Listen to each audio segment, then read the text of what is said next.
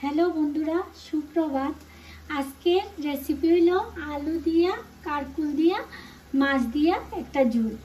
ये आमी कड़ाई बयाई दीची, कड़ाईटा गरम हो गेছে। এখন আমি অল্প দুই চামচের মতো তেল দিব। তেলটা গরম হইলে পাঁচ ফোড়ন সম্বাস দিয়া তারপরে আমি তরকারিটা বসাবো।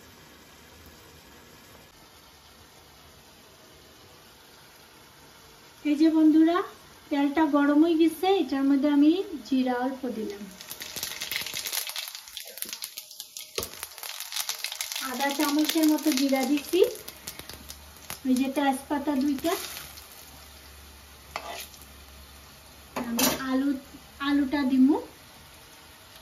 আলুটা অল্প ভাজা করবো, এখানেই ভাজা করে দেব, করিয়া তারপরে আমি কারকুলটা ছাড়বো। কারণ আলাদা আমি ভাজা করছি না, একসাথেই আমি ভাজা করিয়া কারকুলটা ছাড়িয়ে দিব।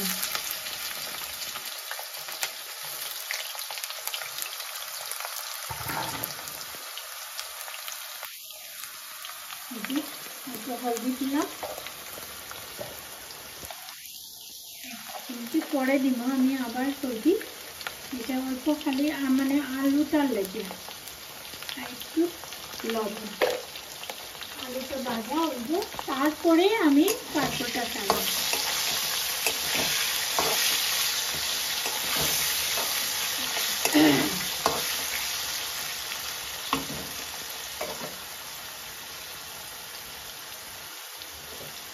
এখন রাখিয়া রাখবো, পরে এটারে খুলিয়া দেখবো কতটুকু ভাজা হইব।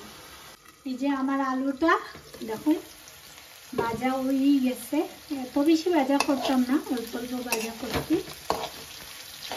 এই যে এখন আমি কারকুলটা ছাড়িয়ে দিব, ছাড়িয়া একসাথে মশলা দিয়া সাতলানো বয় দিব।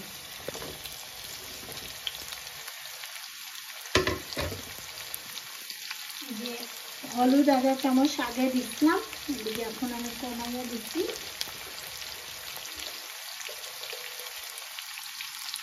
যে আগেও লবণ দিচ্ছিলাম, এখন আমি এক চামচ থেকে অল্প কম দিচ্ছি।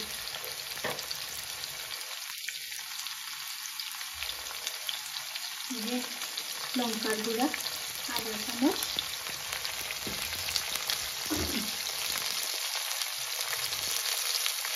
এক চামচ জিরা,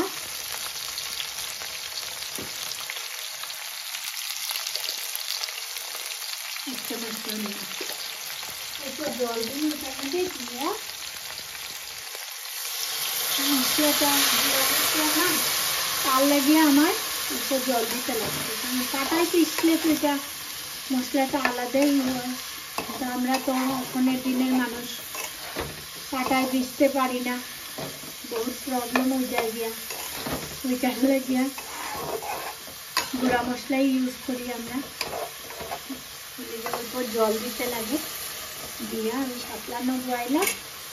5 মিনিট পরে আবার আপনারা আমি দেখাই দিই। এই যে 5 মিনিট হয়ে গেছে, দেখুন আমার সবজিটা অল্প মজে গেছে, পুরা তো মরছে না এখনো, আরো একটু সিদ্ধ হওয়ার বাকি আছে। আলুটা সিদ্ধ হয়ে গেছে, কারকুলটাও শক্ত, এটাও সিদ্ধ হতে একটু টাইম লাগবে। আমি আরো 5 মিনিট ঢাকিয়ে রাখবো।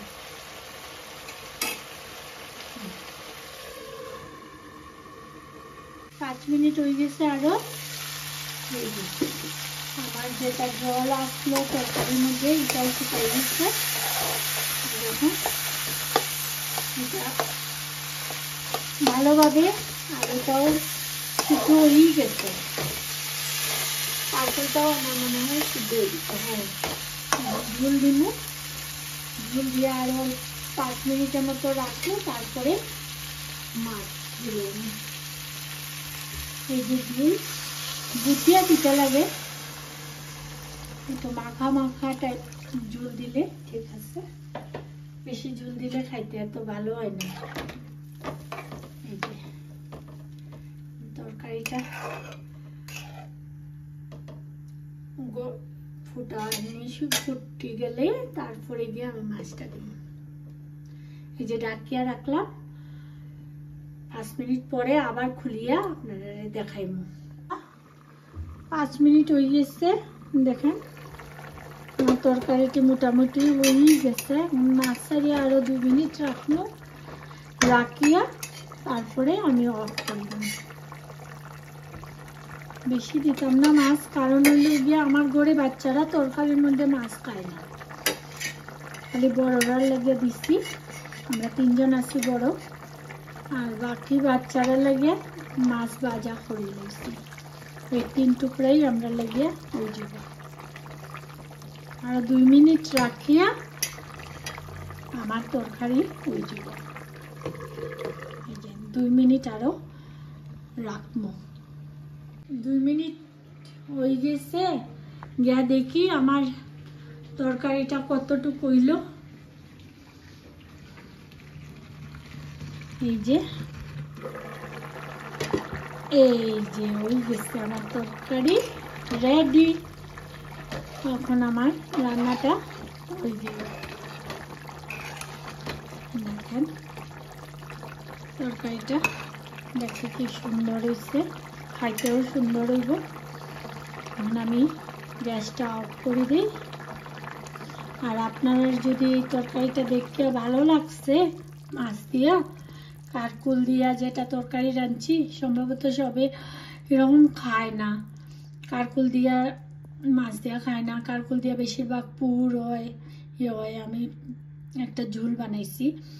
যদি ভালো লাগে তাইলে আমার লাইক কমেন্ট শেয়ার করিয়া উৎসাহ করুন।